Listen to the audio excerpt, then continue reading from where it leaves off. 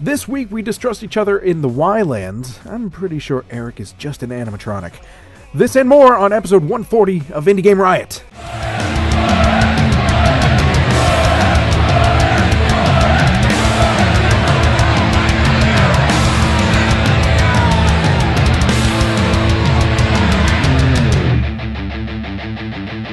Indie Game Riot!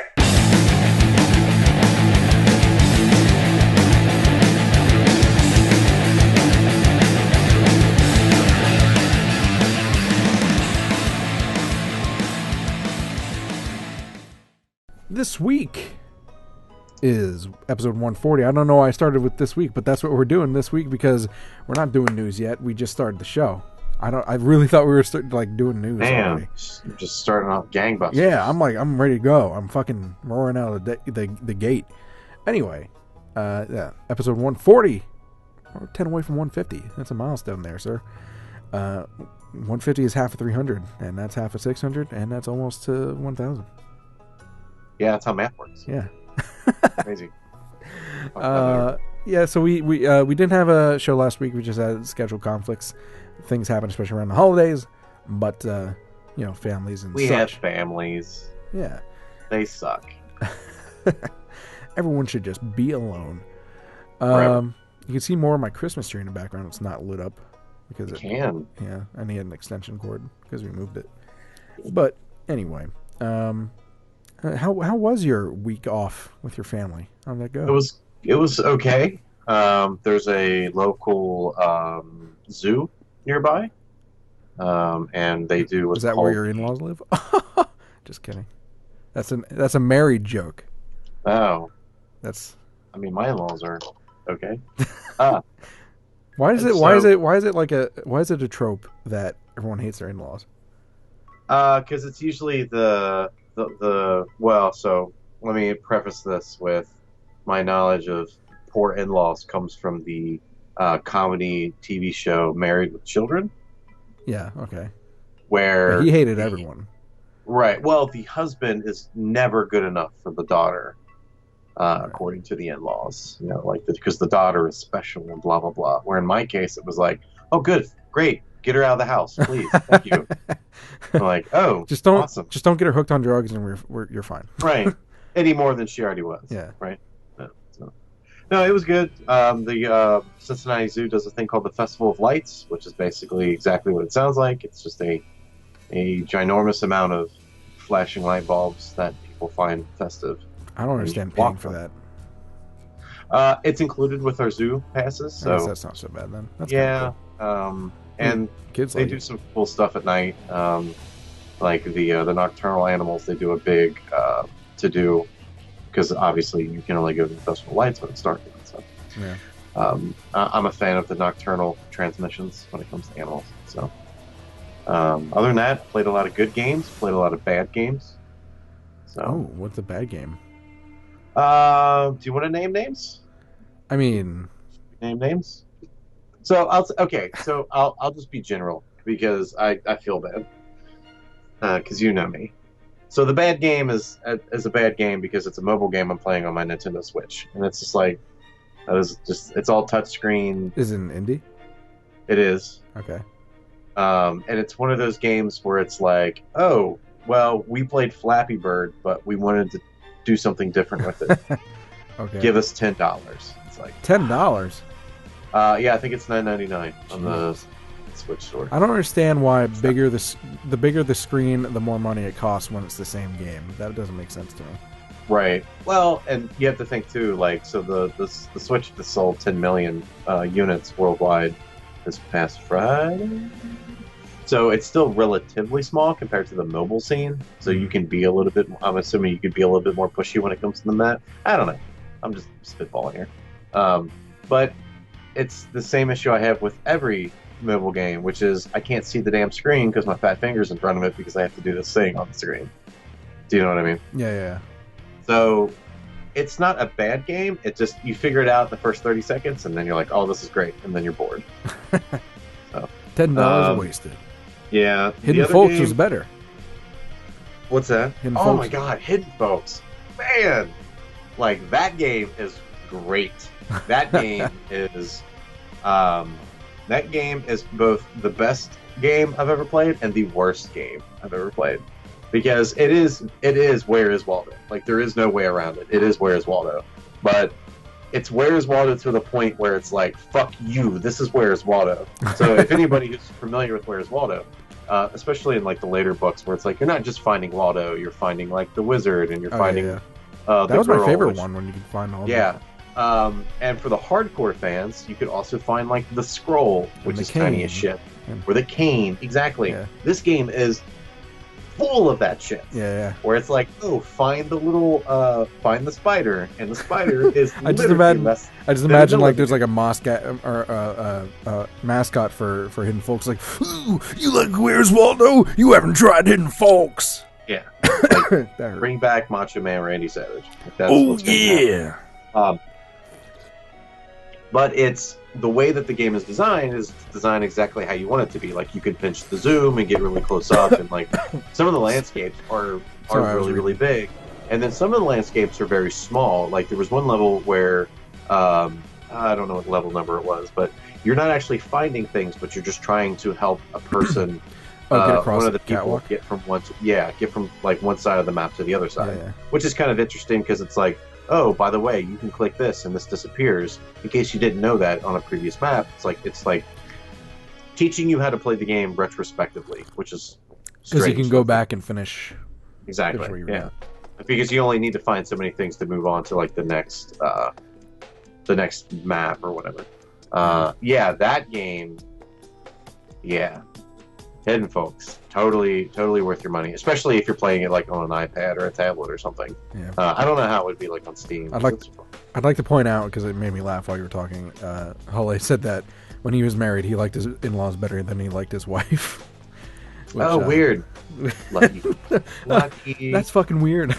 That's kind of odd. I think it's funny. Hidden Folks is definitely taking my time. And then the other bad game was basically just like, it was a game that was already created for Steam, and they ported it again to the Switch, and they didn't change the UI. Yeah. So the font is like 0.4. So I have no idea what anybody's saying or what the instructions are or what my mission is. And it's like, this is kind of upsetting. But the game seems to... So, talking about these games that we have such a heavy influence on, a little update to a news segment that we did, I forget how many weeks ago, but remember we mentioned Steam Curators page was changing and all that stuff? Yes. It finally changed, as you know. I've talked to you about it. And what's really cool, first of all, I'm impressed. I have to give props to Valve, because so far it's really nice. It seems super easy for devs to just send keys to curators that they want. Since this has started, like, not even a week ago, we've gotten like... Yeah, I'm constantly getting emails. I'm like, we're getting like at least 10 a day, at least. Yeah. Which is great. Yeah, it's cool. It's just it's like, wow. I mean, to be honest, on the other side of things, we are actually technically one of the bigger curator pages. Considering that there are name dropping down, Jesus. Man. Well, no, considering, I mean, we're not like fucking Total Biscuit, who has almost 1 million. Well, but there's like a huge jump between like that first page of curators when you go to top curators and the rest. Right. And I think there's something like, I don't know, there's probably like 20 to 30,000 curators out there. And we are in the top 1,000 at least. So, I mean, we have over 1,000 followers. We're 1,038 followers currently. But anyway, the point I was talking about is that now they also come with stats to see how you're influencing. Yep, which is super cool to see. Yeah, it's really cool, and it's better than I thought it would be. Provided that the information is correct. Yeah, I don't know how general it is, but it's not super detailed. But it shows like how many. For instance, we talk about Hidden Folks. We only posted that on our curator page a couple days ago because I'm behind. But I only posted it a couple days ago. And already 64 people have been sent there, which is really cool. Yeah. Thanks for the follow, Big Attack 2.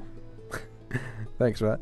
And but yeah, it was super cool to see that. It's vindicating to see, the work that you put into helping devs out coming back. Nello, which was I posted on the 27th of last month, which seemed to be a fairly underrated, not well-known early access game, is the 4th most influenced game out of our curator list, and we only posted it recently. Like, the ones above it, like, that was posted just a few weeks ago. The ones above it were posted in May, July, June. You know, they have more. So to see, like, that skyrocket up there just because of our page is really cool. And the graphs, just yesterday we had 681 views influenced on different games. It's pretty cool. And for a curator page that has, you know, just over 1,000 followers, that's pretty good, like, percentage wise. So I don't know. Props to Valve. I hope it keeps improving. But that's taking a big chunk of my last week. I just thought of it because you were mentioning Hidden Folks. Other than that, just getting ready for Christmas. I had a Christmas. Yep. Had a Christmas party over the weekend. That was nice. And had one today. Philadelphia Eagles won. For those of you who like sports, won the division but lost their quarterback. Sports ball? Oh yeah, that was bittersweet to the fullest. But anyway, that's a thing. Anything else we missed for this week? I don't know. I'm a Bengals fan, so I'm always disappointed. Still not sure if we're going to be doing a thing about Riot of the Year. We just don't have the funds to keep that up. I mean, I know it doesn't cost anything to vote, but I don't know. We'll see what you think. Tell us what you think in chat, and everyone who's listening to the recorded version. Eric, you didn't give me your opinion because... I mean, I'm all for... You're snarky. I'm all for that. I don't know how do you guys normally do it? I'll tell you. Put later. A list up and then go for it, or... I'll tell you later. Okay. Yeah. Do I have to take my pants off again? Because last time I was confused. I mean, I went for it, but it's still kind of... Yeah. But this time you got to take the tattoo on your ass cheek. Speaking of needles, coming up next, Indie News Injection. Are you bored with the same old games? Yeah. Why, then give yourself an Indie News Injection. Thanks, Indie Games. This week on Indie News Injection, the first thing that we're going to be talking about is Superhot. Superhot. Superhot. I still love that. Like, that is such a great the title intro to your game. You just repeat your name over and over and over. Why we should not? do that when we introduce Indie Game Riot. Indie Game Riot. Indie Game Riot. Indie Game Riot.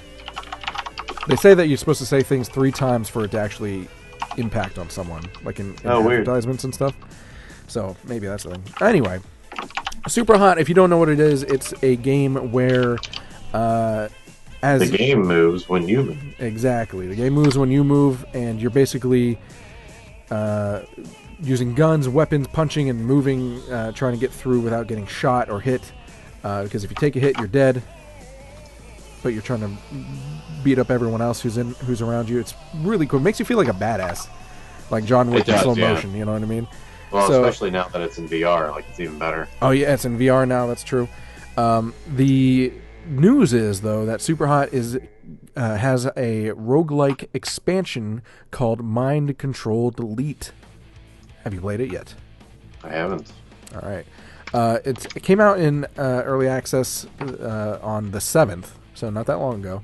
And it will be free for those who already own Superhot, so you don't have to worry about buying that as well if you already own the game, which I very much encourage you to do because it's an awesome game. Yes. So, is the free version still up? There used to be a free version you could play online through a browser. It was just like I don't see why not. It's basically a demo. But even the free version is fun. You should go try that if you don't. Yeah, if you don't want to drop money on it. But they are, I believe, it looks like they're trying to launch it in fall of next year, fully. So once you have access to Mind Control Delete, you'll have the first 2 playable minds, which gives you a unique ability. Each mind gives you a unique ability and different modifiers for the game. So there's a lot of differences, by the way, from this or from the original game to this. Same general mechanic of you move, the game moves, that sort of thing. Right. but they're adding a lot of variancy to it. Some other things that's listing: a kaleidoscope of the first dozen new gameplay levels that mix into the first few dozen combat challenges. New animation, AI systems. By the way, the AI in the game is not too bad. So the fact that I don't even remember the AI. The fact that they're improving it is actually kind of scary because some of those levels are hard. Yeah. And they have different, like, in the original one too, most of them are pretty much the same. It's like the same people with just different weapons. What it seems like in this new one is that they're going to have different abilities as well as different weapons, and there's going to be different enemy types instead of just the standard red dude. You're going to have a hit point system this time. It's the name of my 1980s cover band, Standard Red Dude. Standard Red Dude. I think that was my nickname in high school. There's a hit point system, which is kind of weird because, like I said, it takes in the original game, it takes one shot to die or to kill someone. So there's that. And it's there's a procedural roguelike run generation baked into the gameplay loop. So basically, they're using it to extend. There is a narrative to it, so they're using it to extend that narrative, I guess, is what they're saying in their description. Without giving too much away, the narrative gist is that your kid, I guess, who gets a hold of this Superhot file, and shit goes down. Leave it at that. Pretty much. They haven't, as far as the mind control delete goes, they haven't mentioned VR support, but I don't see why not, since they already have it for the original game. So, But anyway, get hyped for mind control delete. Super hot. Super cool. Super hot. Good deal. Any other words about Superhot, or would you like to move on? Superhot's great. You should play it. Superhot's great. Superhot's great. Superhot. It's great. But we're going to move on to the Train Jam 2018 has been announced. Taking place between March 15th, 2018 and March 17th, 2018. For those who don't know, the Train Jam is exactly what it sounds like. You board a train and you jam. Beautiful Chicago, Illinois, and travel all the way to Emeryville, California for, you guessed it, GDC. Did they guess it? I don't know. They should have if they've watched our show last year, because we cover this every year. There you go. Really, every year I talk about it, I really want IGR to get on this Train Jam some year, just to like go through and interview everyone. And that'd be great. Yeah. Almost not quite a documentary. I don't have that kind of production value, but just document it that way. It wasn't a documentary. I believe it was, yes. It wasn't the indie game because that was. I remember Rami Ishmael was involved with that or something. I just remember one of the Game Jam games that came out of it was like this really weird, like pseudo, what I can only describe as masturbatory, like penis-y game. It had something to do with masturbation. I can't remember. I think I remember what you're talking about, but I can't remember what it was called. Yeah. So, as somebody who's been on the Amtrak before, traveling from Cincinnati to Rhode Island, it is not a pleasant drive. So, why not be making a game in the meantime? Yeah, when you say game dev, the first thing that comes to mind is just complete uncomfortability. Yeah. Is that a word? It's really bad. So, Amtrak has added one more sleeper car to the train, which is pretty cool. The attendee maximum capacity is now up to 340 people, which is absolutely ridiculous. It's kind of crazy that they're dedicating a whole train just to this game jam. Yeah, I'm sure there's some sort of it's a very long trip. It's 4 days, 5 days. Penis-y game, brand new genre.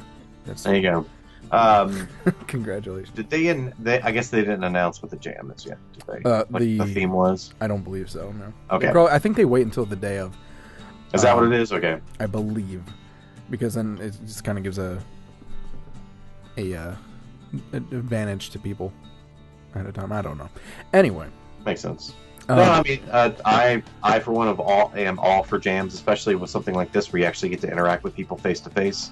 rather than through Skype or Discord or something like that. So, and of course, this does cost money, just so you know. But included in your train ticket to GDC is the ticket to GDC, which in itself can cost a lot of money. I think it's like $500 or something like that for a GDC ticket. Oh, really? It's a fucking expensive. I've wanted to get press access, which is free, but I don't live in California, and even Rev, who lives in California, is too far away because that's Northern California, I believe. Oh, okay. What GDC is. I think it's in San Francisco, if I'm not mistaken. Am I full of shit? Also known as the Bay Area. Oh, yeah. Yeah, San Francisco. That's what I thought. Oh, well, more specifically, Emeryville, California. There you go. Which is just outside of San Francisco. So, San Francisco. Anyway, Very cool. That's a pretty short news week, if you ask me. Is there anything else you wanted to talk about for news? I got nothing. Well, what use are you then? Pretty. Good to look at. Well, you could start a riot.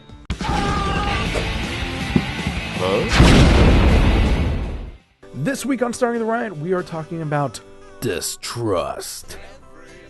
Distrust, a game... Why'd you say it like that? Because I distrust you to do anything. Distrust is by Cheer Dealers. I want to say leaders, but it's Cheer Dealers. And it was inspired by The Thing by John Carpenter, which is in the top 5 favorite horror movies of all time, I gotta say. Never seen it. You've never seen The Thing? And Never you call seen yourself a horror fan? I mean, there's a lot of movies out there, Josh. I don't know why you gotta just die on this one hill for this one movie. I mean, it's a fucking fantastic movie and it inspired a lot of other movies. I can watch it tonight. You should. Okay. And make sure it's the original one, not the fucking shitty remake. Oh, Jesus. Here we go with the elitism. Well, I'm just saying. Can't beat the remake. The remake is okay, but compared to the original. Sure. Anyway, Distrust. You are at an Antarctic base, much like in The Thing. And it's a co-op game, by the way. You can play it co-op, local or online. And your job is to survive. And there is something out in the snow, the wild snow, that is out there to get you. And there's things like sanity or panic. I'm not sure what they call it in the game. You have to craft things to survive, to stay warm. You have to craft things in case you get injured, that sort of stuff. You have to find places to sleep and rest so you don't go crazy, all that sort of stuff. It's a really cool game. I think the thing that really stands out to me, though, is that co-op mode. And I think, okay. I think we should play the art style, man. This art style is killer to me. It is top-down isometric, and it's really nice. Yeah, that's my jam. I gotta, I don't know. We should play it sometime on just a random stream whenever you have time. We should. Yeah. We should totally schedule that play date. I'd be okay with that. Yeah. The Indie Game Riot play date. So the story, a little bit of information on the story. They were on a routine rescue mission when a helicopter crash left them stranded near an abandoned Arctic base. As the survivors try to find a way back, they begin to experience strange symptoms. Is it The Thing? That's not actually The Thing. The longer they stay awake, the more twisted their perceptions of reality become. Then they learn the real nightmare begins when they fall asleep. Dun dun dun. Takes my breath away. $11.99, which is an interesting price for a game. Yeah. Just in general. So actually, it's kind of a steal if you. Well, I think, regardless of what people say, I think having interesting pricing kind of makes people think twice about buying or about considering a purchase for a game. It's like, yeah, but this game's $5.99, but why is this game $11.99? Such a weird price. So I think that's cool. The ultimate goal is to help the survivors escape the base, which Jesse Fat Cat in chat said, is it a resource management game? And there is some resource management to it. I think it looks like it's just mainly exploration. There is a lot of exploration, so you find the right stuff and stealth. Maybe there is some stealth involved because you're trying to keep out of harm's way the entire time. And considering that, I mean, I guess exhaustion could be a resource or lack thereof, whatever. Energy is a resource, I guess you could say. You do have to manage you sleeping and, moving forward. Because as I said, when you sleep, shit gets dangerous. You have a chance of something fucking you up. Part of the co-op, if you play single player, you can switch between the characters. You have to. It's a little bit harder that way, I think, because there's you have to manage what the status of each one is. One sleeps, the other one stays awake and does stuff, that sort of thing. It's like The Sims. You don't want to play that. Yeah. I hate this. It's a love-hate for me in that. But if you play co-op, obviously there's a communication factor there where you can be constantly aware of what's happening with each other. And then as you're going on too, like the things that happen to you, you're not sure. You start to doubt if they become real or not. So it's kind of an interesting take on it too, where you have to, it's like, okay, is this really a threat or is it not? Am I safe or not safe? That sort of thing. Yep. It's a cool thing. Very cool. Yeah. Yeah, I think the atmosphere it creates and the isolation it creates is that alone, I think, is worth just playing the game just to experience those things. Yeah, and watch the thing. Yeah. Apparently, because people keep going on and on about it. It's fucking kind of getting annoying. Yeah. See, even Dr. Boney said it's on the top of his movie meter. Yeah, but his name's Dr. Boney. Fucking Dr. Boney. What is he a doctor of? English? He's a doctor of jabroniism. Oh, well, that's... Okay, well. Any last words on Distrust? Do you trust me about Distrust? I look forward to our play date. All right. Let's, what else we can look forward to? It's going to be Peep Show. Please give all your attention to Early Access.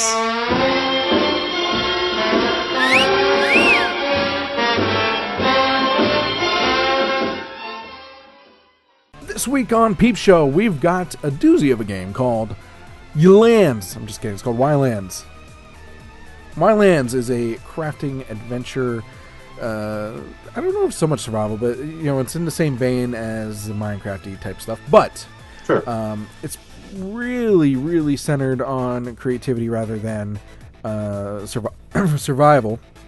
And it's not voxel necessarily. It is polygonal, but not voxel. This is not all cubey. But the thing that's cool about this is that you can actually they make it so that you can. You know how people have taken Minecraft and basically modded it to make like their own games and such like that. They built this game to already have those functions implemented, if that makes sense. Oh, okay. So you can like one of the big things is talking about those games, because I keep talking about it. It's one of those. It's one of the things that they mention all the time. Is that you can make your own mini games in this using the stuff that you find, like these different items that you collect. The one thing I will say, first of all, YLands is made by Bohemia Interactive. Should put that out there.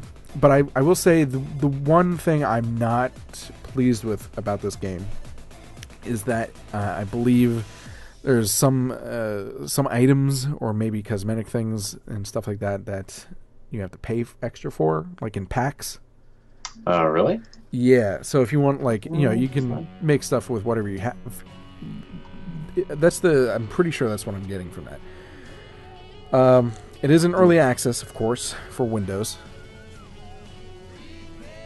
I'm trying to now. I'm looking just to double check, but I'm pretty sure that's what I saw. I am super digging this art style. It is pretty cool. It's very whimsical. I like that they went all in. It wasn't one of those things where it's like, oh, we're gonna flirt with this. It's like, no, this is. How do we make a shitty looking PlayStation 1 game? I'm all for it. It is whimsical looking. There's not only is there things to craft and build, you can make a cabin, castles. By the way, that's another cool thing. You can make a castle, and then someone else can make catapults, and you can like have wars with each other, and like launch shit at the castle, destroy it, that sort of thing. I don't know what that says with reefing necessarily. Like if you're going to start up servers or whatever, that might be a problem. But I'm sure that can be worked with. There's also animals in the game. It says that you can run across friendly penguins to wild horses, anything in between, that sort of stuff. The game, I'm sure, is easy to modify if you wanted to, if there isn't something already implemented in there. One of the things, and there is an in-game like modifier where you can like you can shape the terrain. You can terrascape. That's the word I was looking for.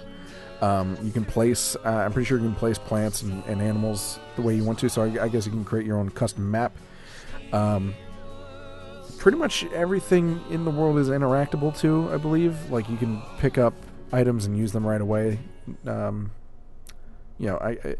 It sounded like I put it back to Minecraft. I'm like, well, you can kind of do that in Minecraft too, but it's not the same. Like I don't know how to explain it. You can't play because Minecraft, you're building from the ground up. This is you're taking existing items and making new things and making them better. Yeah, right. Yeah, so you're taking out that initial step. Yeah. And being that it's not voxel based, like just cuboidal, I think gives it a little bit more stands out. It makes it a little bit more dynamic. Yeah. Of course, you can play single player or multiplayer. I'm sure. It seems like one thing that it has over Minecraft is I think it has its own dedicated servers. Well, this is saying that you could switch to multiplayer like just by a click of a button. Oh, jeez, that makes it, because that's one thing I've always hated in Minecraft about is that they don't have their own goddamn servers that you can just play on. Right. And now they do, but you still have to fucking pay for them. It's fucking obnoxious. Microsoft, baby. Yeah. Anyway, so did you happen to find anything more information on? Because I'm pretty sure I saw that.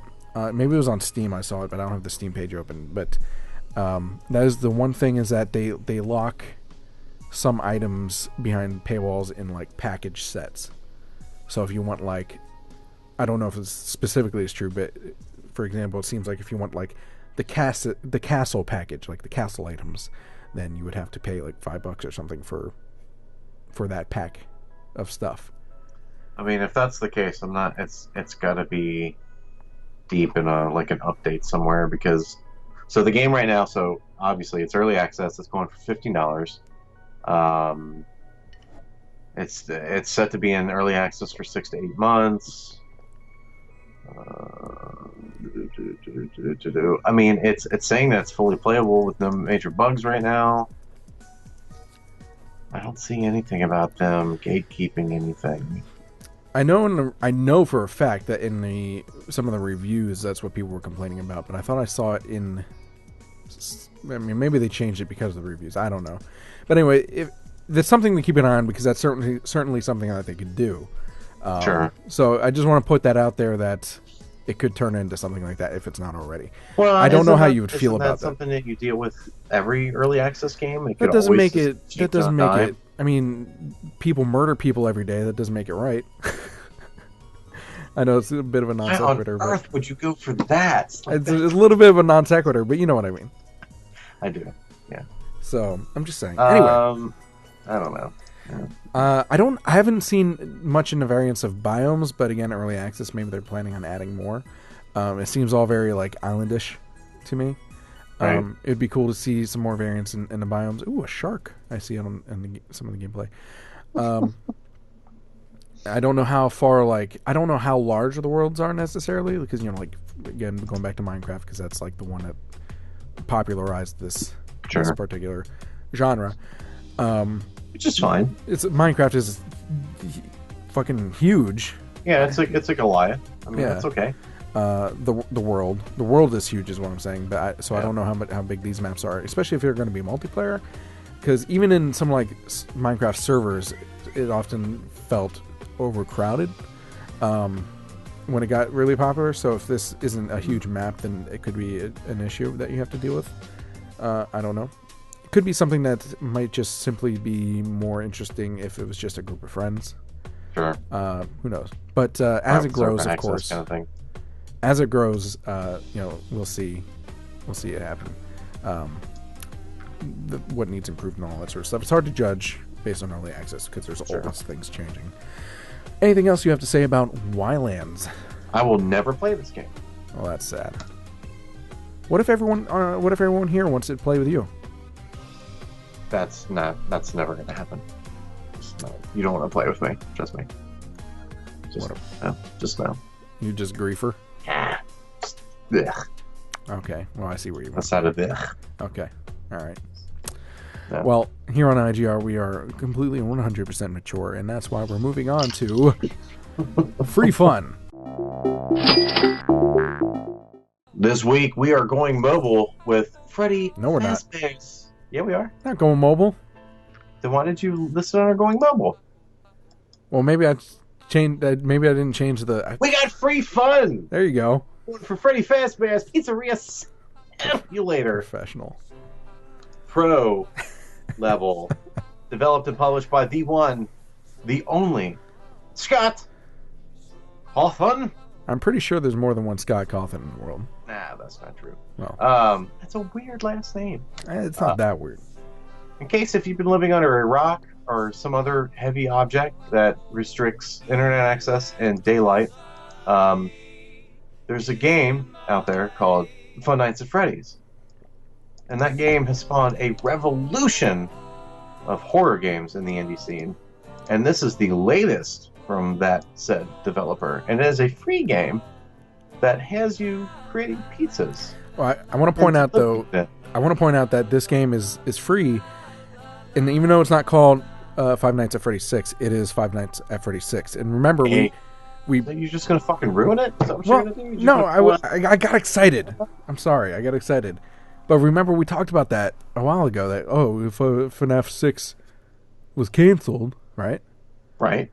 And we called it. We're like bullshit, and here it is. Yeah, because that's how he works, man. This guy's fucking legend. He is a legend. I mean, the movie's coming out next year, isn't it? That's a Is it next Blumhouse year? production. I think it's. Oh shit! I think it's next year. You know, the fact that it's Blumhouse. I thought it was Blumhouse, but anyway, BLUM. the fact that it's coming from that studio makes me a little bit optimistic. Exactly. Yes. It's. Oh, wait a second. Wait for it. Alright, this was back from March. Oh, this is them closing on the rights. No, so, for those who don't know, I'm actually. Is it okay if I plug a different podcast? Oh, fucking traitor. Go ahead. I mean, alright. Yeah, So, the podcast is an NPR podcast called Planet Money. Oh, Where they actually interview John, I think his name, John Blum, about what his 3 rules of creating a film are and why he's been so successful in making movies and when it comes to Blumhouse Productions. And it's an interesting inside look at what people value in terms of Hollywood and how he looks at it as just a bullshit lottery, because it's almost impossible to guess what's going to be a hit and what's not going to be a hit unless if you throw millions and millions and millions of dollars at something. Mm-hmm. That is something that he just doesn't have. So he basically, when he looks at movies, he looks at how much money am I spending and what is the return. So if he's only going to spend $50,000, then that is worth spending. I think his biggest grossing film was Get Out, and it just hit over $1 million. That was the Get most Out was a money fucking fantastic movie too. Exactly. So, and he had, I mean, granted, when you have somebody like Jordan Peele behind, writing and directing a film, you're going to guess that the movie's going to do really good. But the budget for that movie was like just over $1 million, and that was the largest budget that Blumhouse Productions has ever given. If I'm not mistaken. Well, it also helps that horror movies in general tend to be relatively cheap to produce. True. So I mean that helps. But I didn't realize that the FNAF movie was coming next year. That's kind of interesting. 5. Oh, sorry. Yeah. So FNAF It 6. grossed 155. So. Explain to us what FNAF 6 is.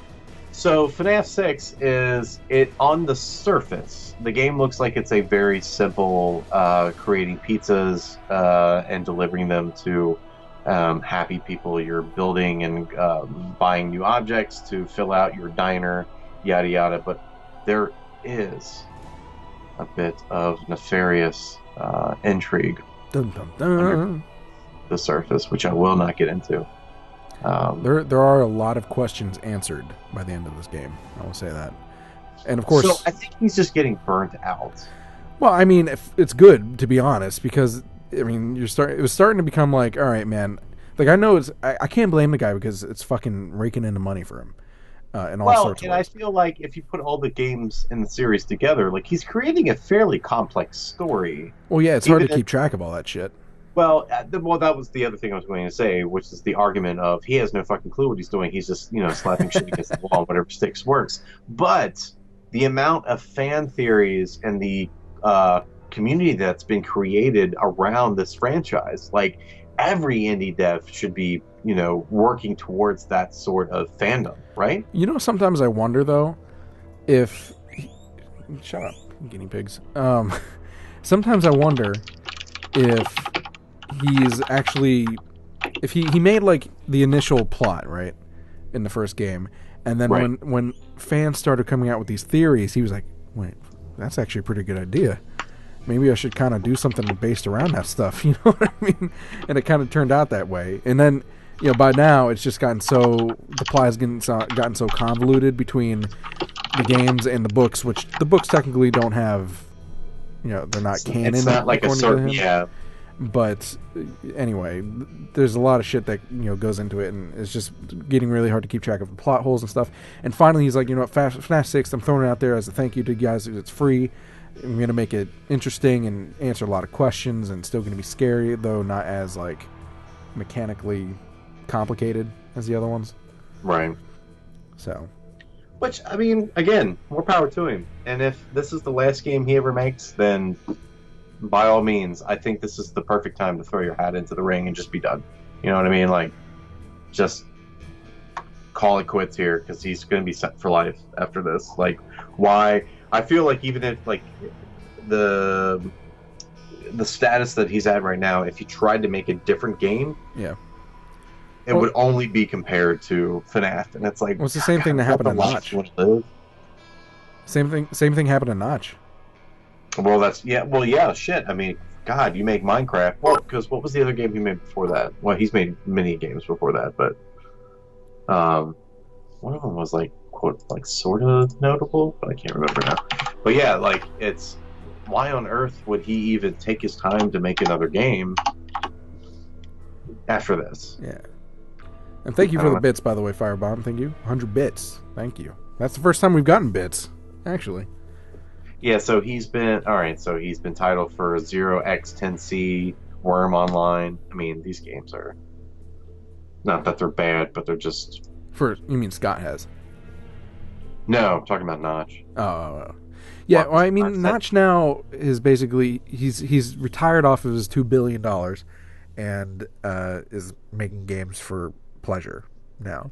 And a lot of times he's just trolling. You know what I mean? That's like well, his I was daily going to say, the other thing he's doing is he's kind of being like a political activist and being a troll, like 9 times out of 10. But, which is hilarious, because it's just like, oh, you crazy rich bastard, I'm going to go he doesn't back give a to work shit. a 50-hour week job. Oh, it's 500 bits. I just realized 100 5 times is 500. Anyway, thank you. But yeah, I don't know. I want him to keep making games, but then again, I'm probably not as harsh of a critic. I gotta sneeze real quick. I'm there for that. You guys ready? Did you guys enjoy that? That was your holiday present right there. Merry fucking Christmas. Yeah. Anyway, again, there's lots of secrets in this. A lot of mini games that you can check out with secrets, and as far as like the mechanics go, unless you want to explain it. You want to explain What now? All right. So as far as the mechanics go, you are guys. They are starting to quote franchise Freddy Fazbear's Pizza, and you are a franchisee, and they give you this introduction, and it's really fucked up as all FNAF franchise Game like fun. training things are, and all this sort of stuff, and they're like super cheap and skimming out on stuff and like safety regulations, all that sort of things. So Part of like saving money is by scavenging old animatronics that they find in back alleys, and it's your choice. Your choice if you want to scavenge them or throw them back out. And of course, if you scavenge them, there's a chance that they will be in your pizzeria and fuck you up while you're trying to do your nightly thing that you do in FNAF games. Which is, in this case, you're sitting in your closet of an office on a computer, trying to complete all your tasks, while keeping an eye on the two vents on your sides, and keeping airflow. It was a brand new horror game. Like nothing like that had ever been created before. Yeah. So props, man. So this game is really about risk management. Like you get more money by scavenging them or by purchasing. You can purchase items for your franchise on the cheap, but if they're cheap, then that means that there's a good chance that there's something hiding in them, right? Or that there's a chance that you might get lawsuits because a kid has gotten hurt or emotionally scarred or something like that because of the lack of safety requirements. I don't know. It's super cool, and it's. Someone mentioned in chat that Mighty Kestrel in chat said that Scott took a lot of time on this game, and he did, and he still put it out for free as a thank you, which is really cool. And not only as a thank you, but again, as we said, to just wrap up. I'm pretty sure there's not going to be anything else. Like, yeah, he wants to close it, I mean, at this point, it's like you might as well close it on your own terms rather than letting somebody else do it. So at this point, it's for him. The only thing that's FNAF going to be happening is like merch. I think there's another book coming out, and then of course the movie. So congratulations, Scott, on man, good for him. Job well done. I know a lot of people give the game shit, but I mean, yeah, you can give it shit all you want, but you can't guess what? Who has millions of dollars? Industry. Not you, probably. Yeah. Or like just creating a brand new subgenre in horror games. Like the amount of fan games that came out for FNAF alone is just insane. Yep. So, I mean, as a game dev, you might not like his mechanics or concept or whatever. He did something right. Yep. That's all I gotta say. You know what we're gonna do right there, Eric? I mean, we're saying goodbye. Yeah, we gotta end the show. Goodbye. We gotta end the show the right way. First things first. First, thank you for all the good chat and super support and all that sort of stuff. In the live chat. If you want to catch us live, we're here Wednesdays at 9:30 p.m. Eastern Time on twitch.tv/Indie Game Riot. If you want to help this show grow, there's lots of ways to do it. I mean, you saw someone give us bits earlier, which is really cool of them. Subscribing, like the Amazon Prime accounts and all that sort of stuff. People have been subscribing today. Really active day. Appreciate it. And but of course, by the way, first of all, you can support us on Patreon, patreon.com/Indie Game Riot. And with that said, there was a lot of controversy with Patreon changing their payment thing with fees and shit like that. They have reversed Service that. Fees. Yeah, they have reversed that. If you have not heard yet, so that is no longer an issue. So if that's, I don't know, some people might just be turned off forever, which is fine. I understand. But if that's okay with you now, then you can support us that way. Let's see. Oh, you can send us news and games to check out now if you're a game dev through Steam Curator. But also you can catch us on Twitter at IGR Podcast or Facebook.com/IGR Podcast. Of course, you can email us contact@indiegameriot.com. Anything else? For me? I'm missing. Oh. Anything else you want to say? Any last words? Support the games you love and stay indie.